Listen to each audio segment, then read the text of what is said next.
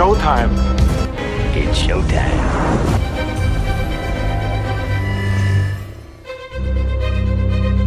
And here we go.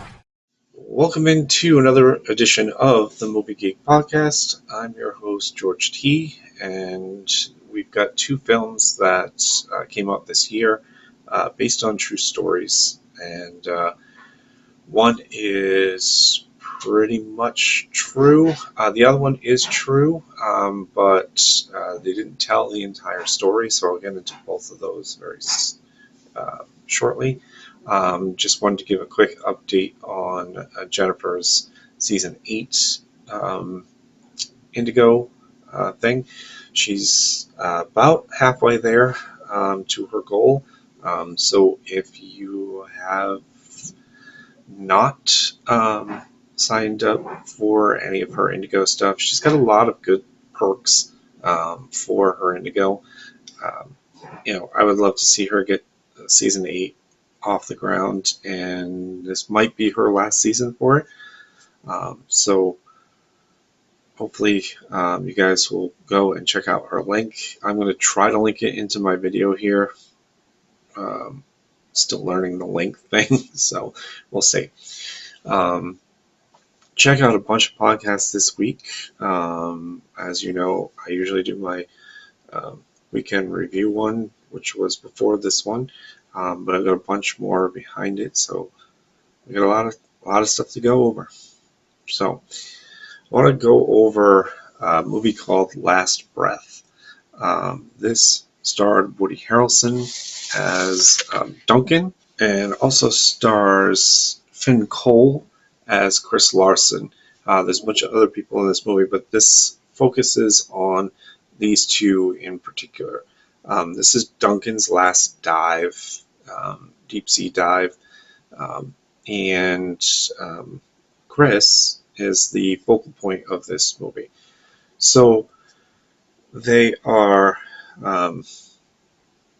guys who go out and fix stuff under the ocean, and they're having some issues with a particular junction underneath the water.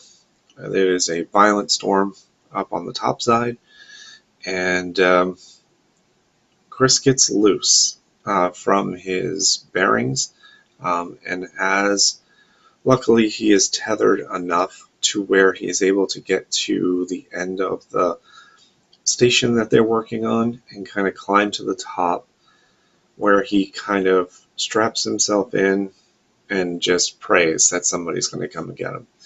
So this movie just, it's like, oh my God, what does happen here? Duncan's last journey down, and he does not want to lose anybody. And they're trying to figure out every which way they can get to him. First off, they can't really find him. They don't know exactly where he got loose from. They're not even sure he's on that platform where he was working before he got jerked off of it. Luckily, he was tethered. However, 10 minutes go by, and he is running out of oxygen. And they're still looking for him. Finally, they send out a rover. They are able to find him. He is on top of the platform. They know where he is. But now it is the daring rescue to try and get him. And it's a harrowing experience to watch. You just don't know. The whole thing takes place where he is literally out of air for literally 26 minutes, 27 minutes. So technically, he should be dead. Topside knows that this could be a rescue mission or a recovery mission at this point instead of a rescue mission, because he has run out of oxygen. And you're like, well, how is he going to survive this? Like, are they going to be able to get to him in time? They are able to get him up there, and he's unresponsive. Clinically, he would be dead. Um, and Woody Harrelson's character, Duncan, is frantic, trying to get him to revive. And eventually, a miracle happens, and he does wake up. And he obviously is, you know, incoherent, doesn't really know what happened, and the people on the top side are like, you know, jumping for joy at this point because somehow he survived being underwater, that deep down under the water, without oxygen for that long. I was able to survive. Just the magnitude of that is mind-boggling to me. Like, I was like, how did he survive? Like, and they talked about it. He should be pretty much clinically dead. This should have been a recovery mission. And, it's really, really powerful movie. So, it is definitely a worth watch. And it did based on true story. All of that stuff did happen. The remarkable thing I find about this is the further you read into it, and it does touch on this at the very end, right after the last scene where Duncan is walking through the last time he's going to be in one of these pods with his crew, and he has that kind of moment like, I'm retiring, this is it, Or, not only that, but almost losing somebody on his last dive. I mean, that can leave a scarring legacy, obviously, especially because it is your last one and you lose somebody. Luckily, they didn't. So, after the movie was over, they did update that 3 months later, they asked Duncan to come back. Chris comes back and the rest of the crew, and they finished the job they were supposed to do. Seriously, I have no idea how you could get Chris back into the water, or even Duncan for that matter, because what happens if it happened again? Um, just like I said, a gritty, powerful movie. If you have seen it, let me know what you thought of it. I definitely would give this, a thumbs up for sure, and definitely, definitely a powerful, true story, and glad it had a happy ending. So, but we go to one that kind of didn't have a happy ending, and as much as it was played out that this man, was the luckiest man in America, he wasn't quite that lucky. And when I saw this movie come out, I had mentioned it on a couple of podcasts before that I wanted to see this film because I remembered all of this stuff when it happened. It happened in 1984. I'm dating myself here, at 8 at the time because the show came out in May and I was born in May. So I was about 8. They did air the show, but is one of the shows they will never play again. And I'll get into that all as we go along. So you have the story of Michael Larson. All right, first off, when he goes to the auditions, he uses a fake name and then tells them their real name. One of the producers was like, man, he seems like a really creepy guy, or he's, his story vibe doesn't check. And then Bill Carruthers, who was the executive vice president of the show at the time, thought his story was interesting. Now, Michael Larson is he is basically kind of a con man. So he drives an ice cream truck. He's divorced. He is trying to get on game shows. He was a guy who always wanted to do the get rich quick schemes, but he loved game shows so much that he tried out for a bunch, but finally got his chance on Press Your Luck. He was a huge Press Your Luck buff. So he goes into the um, auditions. He's not sure he's going to make it, so he goes out to his ice cream truck and starts it up, or tries to start it up, and Bill Carruthers comes up to him. Bill Carruthers, by the way, was played by David Stranham, um, and he, tells him that his story pretty much is one that people will get behind. I'll see you tomorrow morning. Go get a suit coat and be ready to go. So Michael Larson, played by Walter Hauser, um, has pretty much his ice cream truck and his whole life in this ice cream truck. Obviously, he doesn't own a suit, so he has to go to a thrift shop and buy one. So basically, he goes into the studio with just the suit jacket and um, a dress shirt, but he's in shorts. Everybody else is dressed all nice, for the fashion of the early 80s, and he just seems out of place. So, Peter Tomarken, great game show host, by the way. He did a lot of game shows back in the day. Played by Walton Goggins. This guy has been everywhere. I mean, just everywhere. He was in Queen of the Ring. He was in a couple of other films. He's been in a couple of series. He's just doing everything right now. Good for him. I think he's a great actor.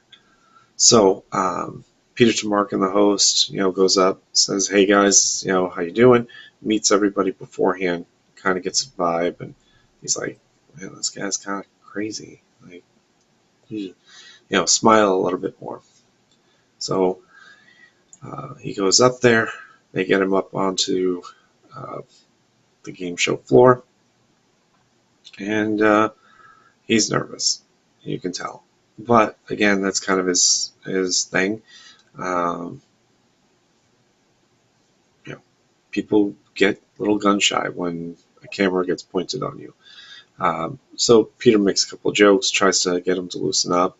One of the contestants on the show, Ed, played by Brian Garrigy, was the returning champion, and he kind of gives him a little advice. And I will say, if it is accurate, Ed seemed to be the only one that really looked out for Michael on that day, and actually I think 2 days. I'm not exactly sure of the timeline. I know the show was broken up in two, but I don't know if it was filmed on the same day or whatnot. That doesn't convey enough on the movie, but I think it does. I'm not sure. I wasn't really sure.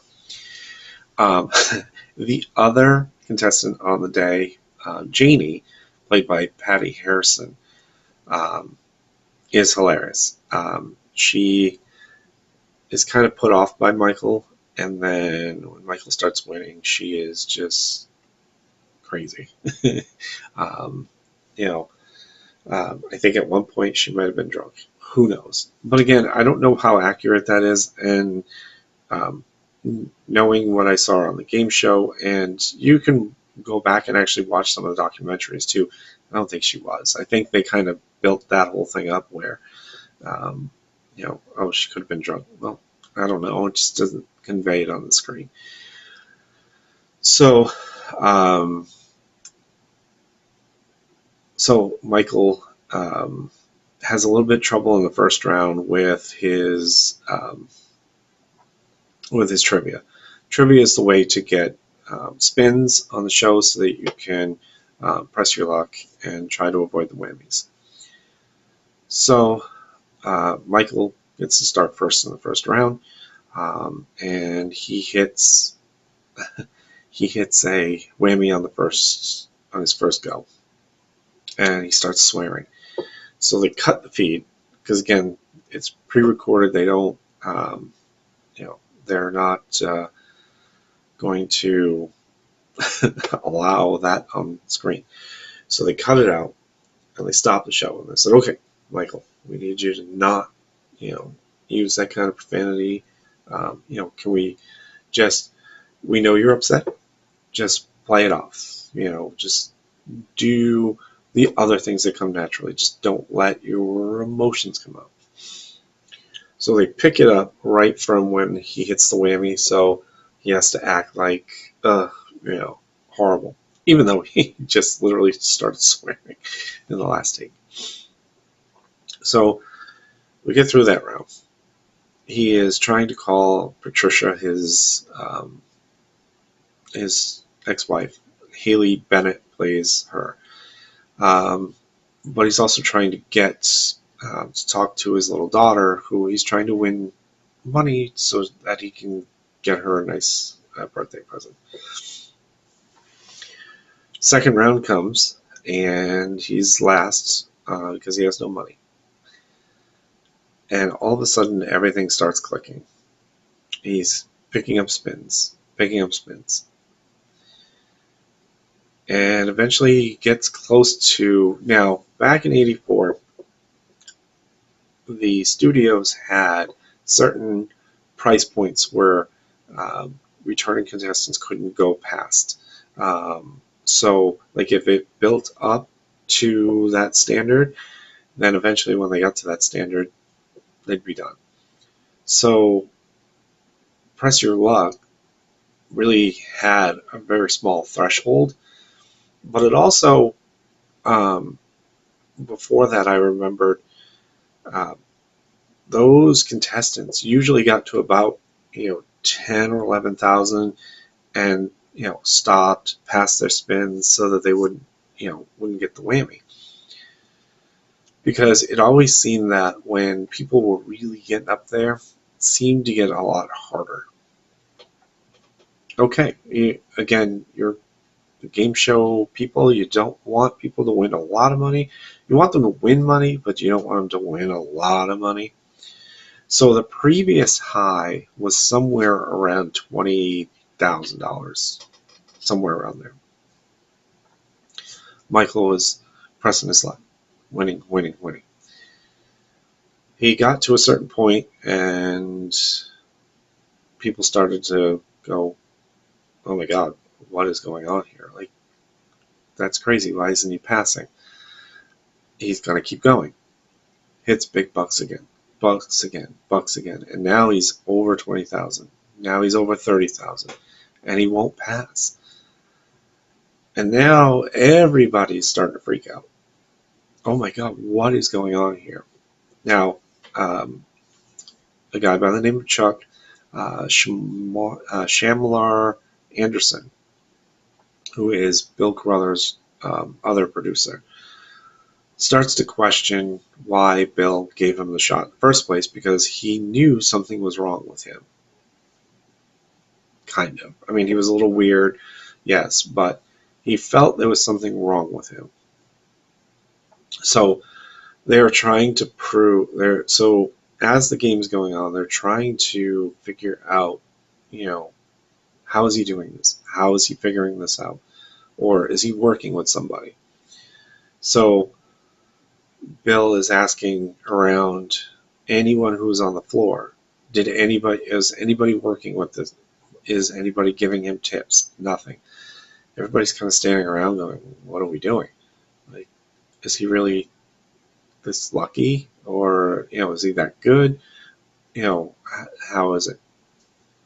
So at one point they stop the show, taping. They bring Tamarkin upstairs. They bring a few people upstairs. They start talking. What is he doing? Is there any, can anybody see? Is he working with somebody? Does he have an earpiece? And Tamarkin's like, well, what do you want us to do? I mean, he's clearly on a run here, and we can't physically stop him from, doing this. And he's like, we'll try to put pressure on him. And everybody's like, why? Is he doing something wrong? And they're like, well, we're going to find out. Bill was adamant that we're going to find out. So eventually one of the network executives comes in. Damian Young plays Kaufman. He wants to know what's going on.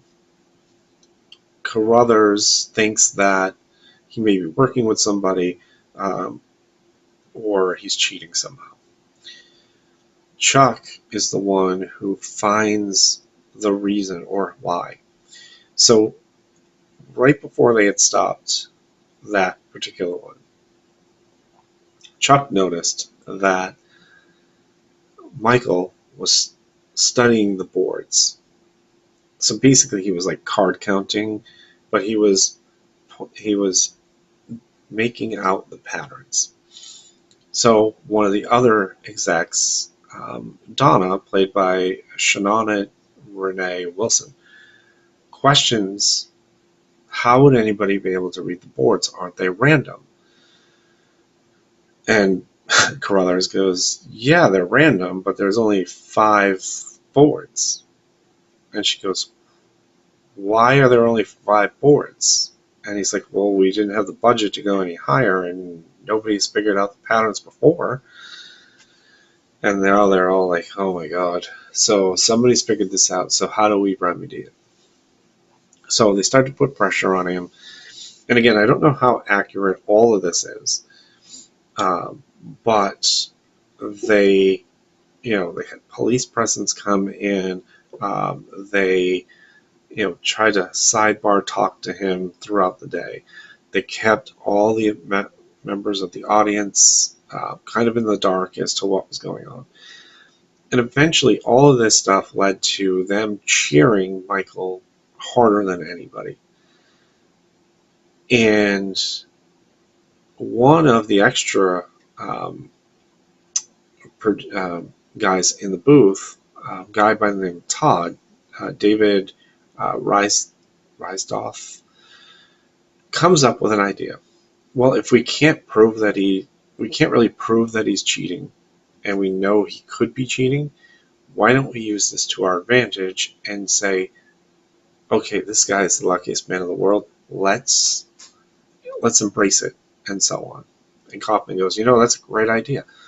Okay, so Chuck and Carruthers kind of look at each other, even though they just had a falling out, and now they're all on Michael's side. So the end of the half-hour portion of the show finishes. They bring Tamarkin back in, and he's like, what are we doing? Is anybody going to let me know what we're really doing? And he's like, well, we got to do another show, so go out there and figure out his motivation to finish this off. Is he going to just stop now? Because he kind of, at this point, Michael is looking around going, okay, why are they after me? What is going on? And Ed asks him point blank, he goes, is this all for you? Are you doing anything? And Michael's like, no, I'm just playing the game. So again, I don't know how accurate that whole interaction is, but it just seemed like there was only one guy in his real corner, and that was his own contestant who had won the day before, only $11,500. And you're like, oh my god, he only won $11,500. Well, back in '84, that was a lot of money. Nowadays, probably not that much, especially with all the inflation. So finally, Carruthers goes down and confronts Michael. He goes, I know that you are, a guy who pretty much knows all the patterns, so you're pretty much cheating. But we want to make you out to be like a hero to these people. So it's your choice to abide by this and you'll be okay. And Michael's like, well, why can't I just take the money? And he's like, that's never going to happen.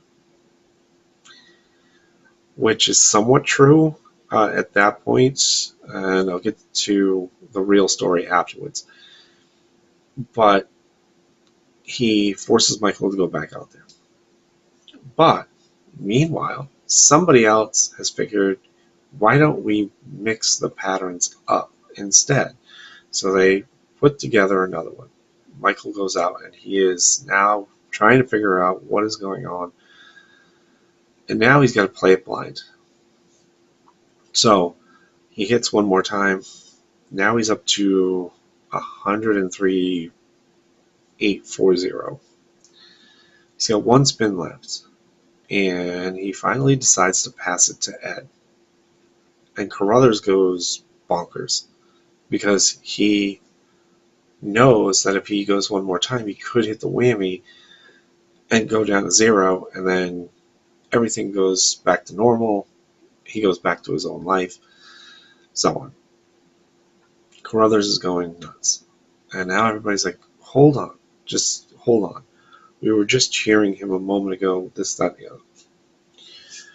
So Ed goes through his spins, and then Jane goes through hers. But she has one left, and she is in second place. And normally at that time, the second place person usually passes their spin off to the leader and hoping that they hit the whammy so that they can win. So the dramatic last button push. Tamarkin is literally hanging on by a thread here because he's like, is this guy really about to lose $103,000? Because Janie was trying to get back at him because she thought he was a creepoid and didn't deserve any of this.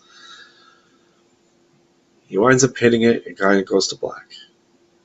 We know he winds up winning. He winds up winning $110,000, the biggest jackpot prize pool in the history of game shows at that time. Just incredible. The show aired both shows only aired once. Carruthers made sure that they never showed that air again because, and I did not know this until years later on, and then they reiterated it again. The winners got residuals for every time the show would air.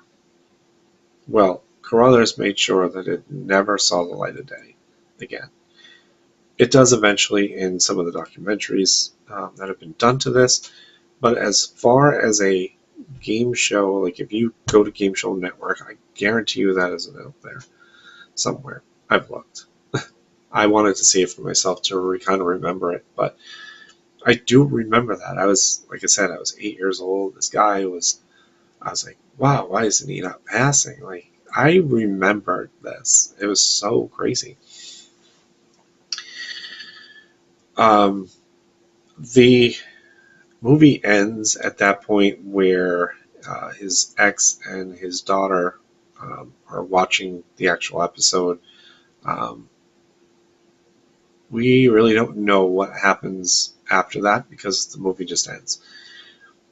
The unfortunate real truth to Michael is Michael lost all that money. First off, CBS and Carruthers tried to stop him from getting his money. They tried to prove that he was cheating. They tried to prove that he was working with. They tried everything. Judge didn't see it that way. Saw it as he was playing the game and he wasn't cheating because he figured out your patterns. It's not cheating. At that time, it wasn't cheating. It probably could be technically cheating, like counting cards.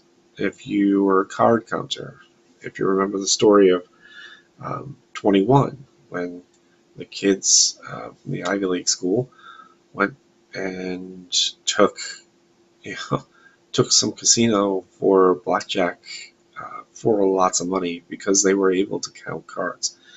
That technically is more cheating than what Michael did, figuring out board patterns. It's all liken it to video games as well. I mean, if you figure out how a enemy attacks or random patterns, I remember an old Atari game. There was a football game.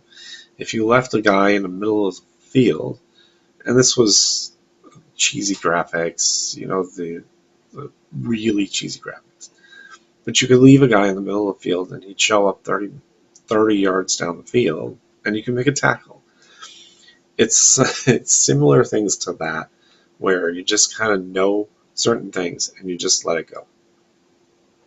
In Michael's case, he knew how to figure out the patterns because in that ice cream truck, and while Chuck was looking for anything besides the lawsuits that he had, you know, piled up in paperwork, he found movie um, cassette tapes of Press Your Luck. He was literally watching Press Your Luck every day and figuring out patterns every day. And that's how Chuck knew that he figured it out and watched him do it on 3 consecutive occasions where he watched his eyes literally play the same spaces.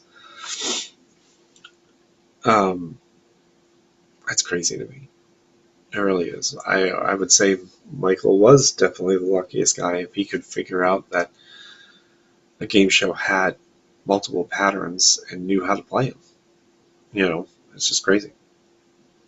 So after the show was over, he got his money. He was not brought back as a returning champ because, again, once you made a certain threshold, you weren't allowed back on the show. I remember Jeopardy had the same thing.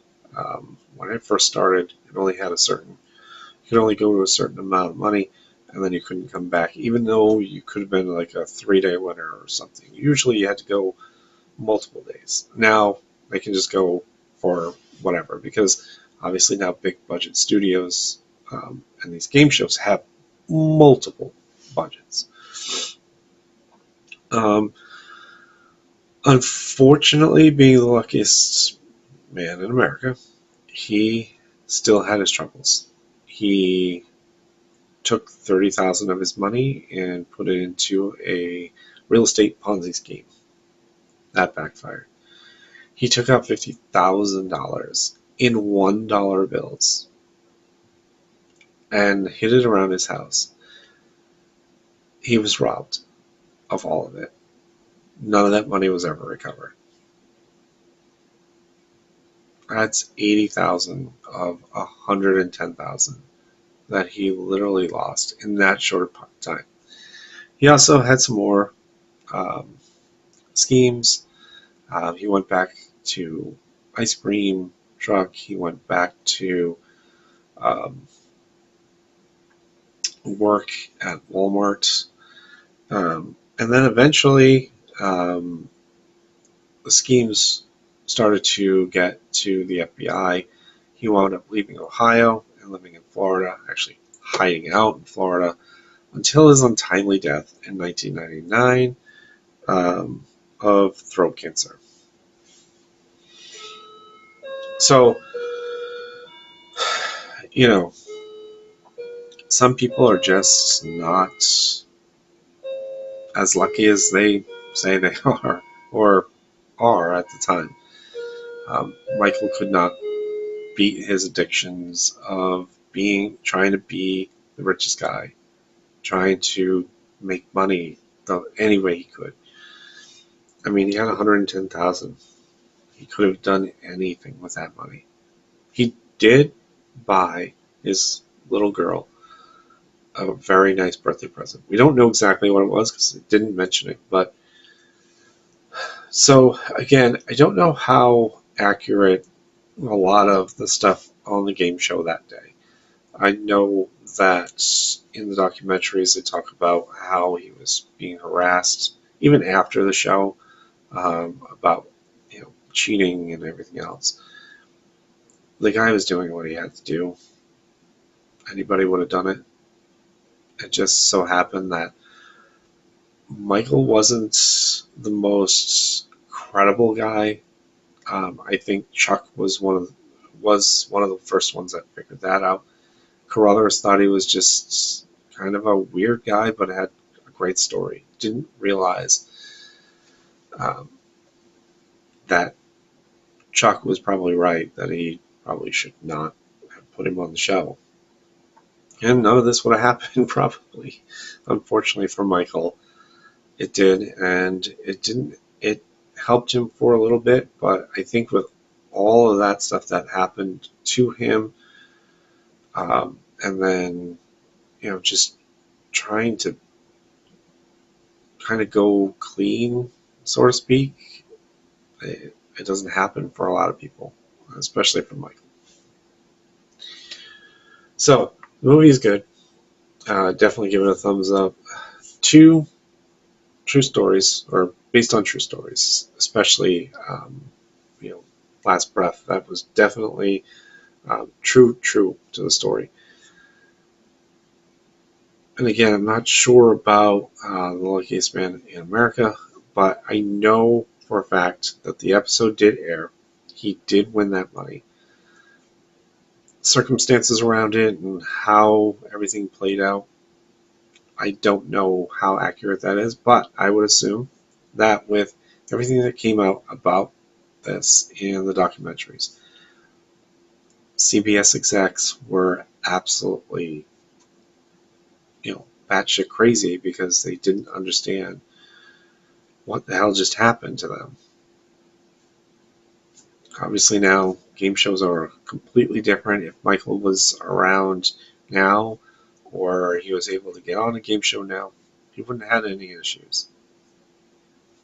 So unfortunately, he was kind of the guinea pig for that, and it helped game shows going forward because they were able to put in countermeasures for a bunch of different things. They also put in a little bit more into the budget so that they knew that this couldn't happen again.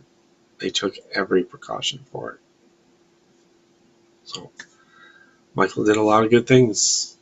We also did a lot of bad things outside of the game show. All right. So if you've seen any of these movies, let me know what you think of them. And I want to thank everyone for watching and listening. Hit that like, hit that subscribe button if you haven't done it. A lot more good stuff coming. I'll see you at the movies. You like that, baby? Let him know where I came from, yeah! See you next time. Bye. Waiting for you. Goodbye. Goodbye. Goodbye. Hasta la vista, baby. That's all, folks.